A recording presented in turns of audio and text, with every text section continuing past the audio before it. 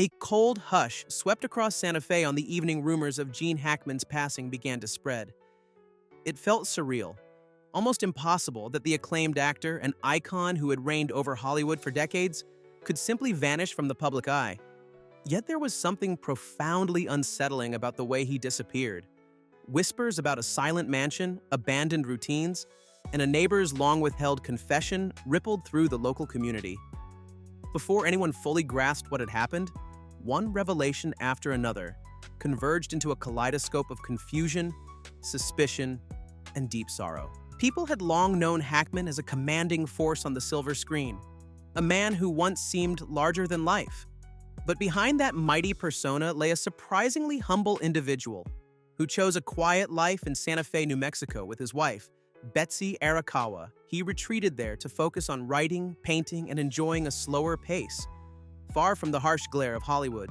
What nobody could have foreseen was how that tranquility would twist into an inexplicable saga, culminating in headlines that read more like supernatural fiction than real-life tragedy. In the beginning, the story seemed simple enough. Hackman and Betsy had found their little paradise, a 9,000-square-foot estate surrounded by rugged terrain and breathtaking sunsets. They rarely entertained, never craved paparazzi attention, and mostly kept to themselves.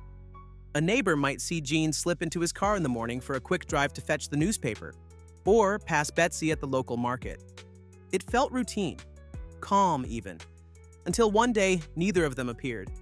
Lights began to blink on and off through the night, groceries went unpurchased, and newspapers stacked up by the door. The quiet life they loved suddenly looked far too silent, and folks started asking if something was very wrong. Those uneasy feelings escalated the moment police arrived and forced their way in. No one spoke to the press at first, but odd details leaked out.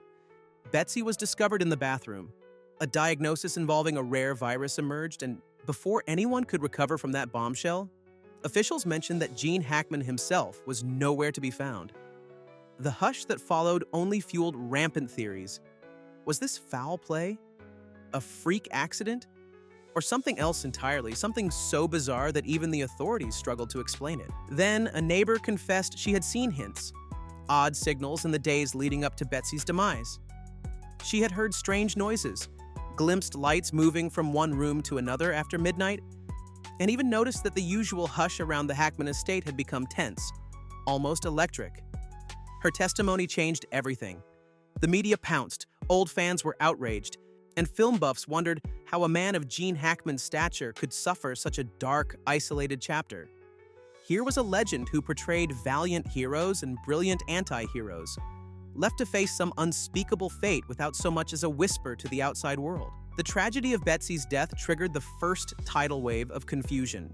She had supposedly succumbed to a rare rodent-borne illness known as H. virus pulmonary syndrome, an ailment that can escalate from flu-like symptoms into respiratory collapse in a matter of days. Yet the official searches of that grand estate turned up no signs of infestation. No nests, no droppings, no rodent footprints, nothing indicative of a viral threat. The mansion itself felt almost sterile in its cleanliness, making her diagnosis sound even stranger. Investigators looked beyond the bathrooms and bedrooms, into the basement, the rafters, the garden shed, anywhere rodents might hide. Still, they found no solid evidence. It was as though Betsy had contracted a once-in-a-lifetime illness from thin air. More baffling info trickled out of law enforcement and the local gossip circles. A neighbor named Linda recalled hearing something from the mansion that didn't sound like an argument, more like a series of thuds or muffled clamor late one night. Another resident saw lights flicker off and on, suggesting someone was either searching for something or patrolling the house. And then there was the detail that one of the Hackman's 3 dogs had also died in the same time frame, found motionless not far from where Betsy was discovered. The other 2 dogs somehow survived, prowling the yard and scrounging near the kitchen in a frenzy. If this was purely a case of a tragic virus and a man with advanced Alzheimer's, what explained the dog's unexplained demise? The local media latched onto the story, broadcasting it in breathless coverage. But instead of clarity, the frenzy sparked more questions.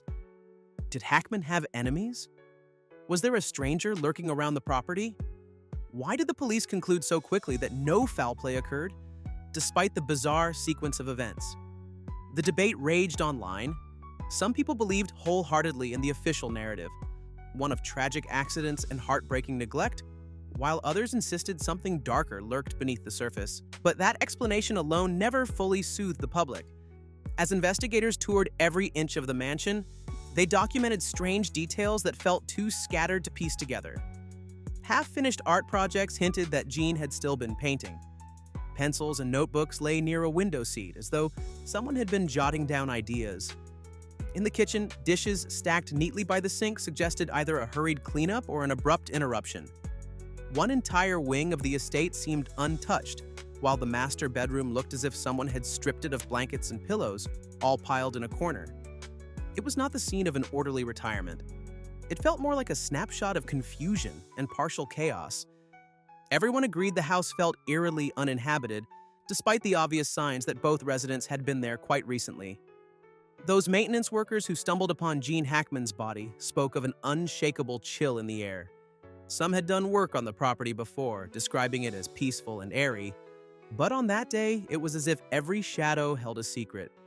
A few reported glimpses of what they assumed was movement in peripheral vision, illusions that happen when anxiety peaks. One person confided that the place felt haunted, though he quickly clarified he wasn't claiming ghosts, just that he couldn't shake the sensation of being watched. Police did their due diligence, or so it appeared, before announcing they found no conclusive evidence of criminal activity. Case closed, at least from a legal perspective. But that hardly satisfied an outraged public that had loved Jean Hackman for his iconic roles.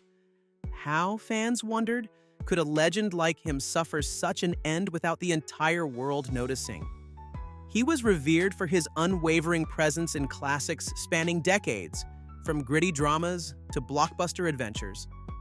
People struggled to imagine that an actor who once commanded so much admiration could vanish in the final act of his life, lost in a large estate with no one stepping in at the critical hour. For a while, speculation rose about the estate itself. Some believed it was cursed. It was built in an area known for occasional sightings of wildlife, including rodents and other critters. Could there be a hidden infestation after all, tucked deep beneath the foundation, carrying lethal germs? Others thought the property's isolation might have contributed. Santa Fe has stretches of rural landscapes, winding roads, and spaced-out homes. If Hackman and Betsy truly valued solitude, they might not have noticed creeping hazards or recognized the early signs of health crises. No one had a satisfying conclusion. The puzzle pieces refused to align neatly. Fans, friends, and former collaborators organized a tribute event in Hackman's honor, screening his most beloved films and sharing personal anecdotes about his warmth, skill, and humor. Yet even in that celebration, an undercurrent of discomfort lingered. The question circulated among guests: are we here to celebrate him or to distract ourselves from the unsettling manner in which he died? Some felt the event gave closure, reminding everyone that Hackman was more than his final days. Others whispered that the memorial felt rushed, like certain parties wanted to bury the scandalous side of his death under a glossy homage. Betsy's memory was similarly overshadowed. Though many recognized how devoted she and Jean had been, the tragedy of her sudden departure sparked conspiracy theories. If she had realized something was amiss, be it an illness, a gas leak, or something unexplainable, did she keep it to herself, worried it might frighten her husband or cause unwanted media attention? There was a sense that in trying to avoid scandal, they inadvertently walked into a far greater catastrophe. She remained for many a gentle figure in the background, her final puzzle piece never fully understood. A bitter irony underscored the entire story. Hackman was famous for playing strong-willed, often cunning characters, individuals who refused to be taken down by circumstance. Yet, in reality, he spent the last chapter of his life powerless, undone by confusion and isolation. All the fame, the accolades, the cinematic achievements, none of it could secure him a dignified exit. Some watchers claimed it was a stark cautionary tale about the illusion of celebrity protection. Others said it was simply a reflection of how unpredictable life can be, even for the greats. Still, the neighbor's account kept pricking at people's minds. Why did she wait weeks to come forward with specifics about the final movements she'd observed at the Hackman estate? She insisted she was scared of drawing attention or being labeled a meddler. But was there something else? Something that caused her to second-guess her own observations? She mentioned hearing sounds that she couldn't properly describe, not shouting or crying, but a low, rhythmic noise that made her skin crawl. Could it have been Betsy struggling to breathe? Could it have been Jean moving through the house in a disoriented state? Despite intense scrutiny, no official charges or lawsuits emerged. If a crime had been committed, it left no tangible traces. No property damage, no missing valuables, no suspicious financial activity. The tragedy seemed to stem from a perfect storm of medical crises, timing, and the fortress-like isolation that Hackman cherished. One might picture him painting beside a window, Betsy quietly reading in the next room, each lost in their own creative world, neither fully aware that a silent menace was taking root. Some point to the demands of celebrity retirement. Hackman had no entourage, no staff buzzing around, no agent calling daily. He had distanced himself from public life for years, content with minimal contact. That meant fewer check-ins from concerned acquaintances. If his health truly was in a state of decline, there might not have been a robust support system in place. Betsy apparently shouldered much of his care herself. A daunting role for any person, but especially for someone who might have been wrestling with her own health issues. The bigger question remains, how does the world move forward from this? The mania surrounding the story died down after a few months, replaced by new headlines and fresh scandals in the entertainment industry. Yet devoted fans still reflect on Hackman's legacy, scanning his old interviews for any foreshadowing of the lonely path he eventually tread. Some found it especially heartbreaking that a man with such presence would end up overshadowed by the circumstances of his death. Others found in it a peculiar dignity. He chose a quiet, private life, and, to some extent, he got exactly that, right up until the darkest final twist. It's possible that the ultimate truth, if it differs from the official narrative, will never emerge. Investigations that start with few leads often end in frustration. The police stand by their conclusion. Betsy died from an infection that spread rapidly. Jean, too frail and disoriented to cope, succumbed shortly thereafter. Case closed. Yet for onlookers, that might always feel unsatisfying, especially with details like the dead dog, the mention of flickering lights, and the eerie hush enveloping the property during those critical weeks. In the end, the heartbreak might be more compelling than the mystery. Gene Hackman's decades of performances shaped American film culture. Betsy's steady presence, though private, was a testament to real devotion, standing by him well past his Hollywood prime. Their final story, wrapped in suspicion, rumor, and heartbreak, forces a painful reflection.